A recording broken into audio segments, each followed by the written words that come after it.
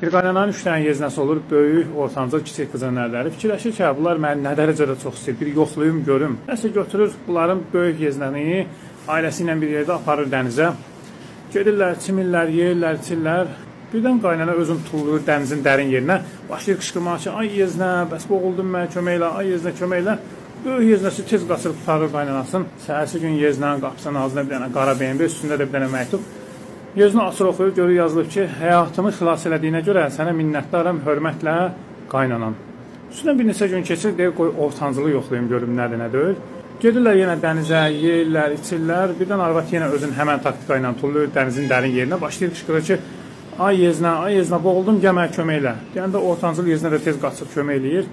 Səhərsi gün eyni, qara BMW-dən biri də ortancıl yeznənin qapısında. Üstündə məktub yazılıb ki, bəs həyatımı xilas elədiyinə görə sənə minnətdaram, hörmətlə qaynana. Üstündən bir neçə gün keçir, kiçik qızının ailəsini götürür, aparır bu dəfə. Nəysə yeyirlər, içirlər. Arvad yenə özünü dənizə tulluyur, qışqırır ki, ay yeznə, kömək elə, boğuldum. Yeznə baxır, da biraz belə həlləm-qəlləm uşaq olur. Baxır, belə cəhənnəmə boğul.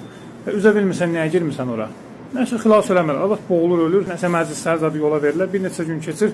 Oğlan evə gələndə görə qapısının ağzında paslayır, belə səviyyəli bir qara qalem var, üstündə də bir dənə məktub asır belə şübhə ilə oxuyur. Şu yazılıb üstünə ki, əziz və dəyərli oğlum, həyatımı xilas elədiyinə görə sənə öz dərin təşəkkürümü bildirirəm və ömrüm boyda sənin qulluğundayam.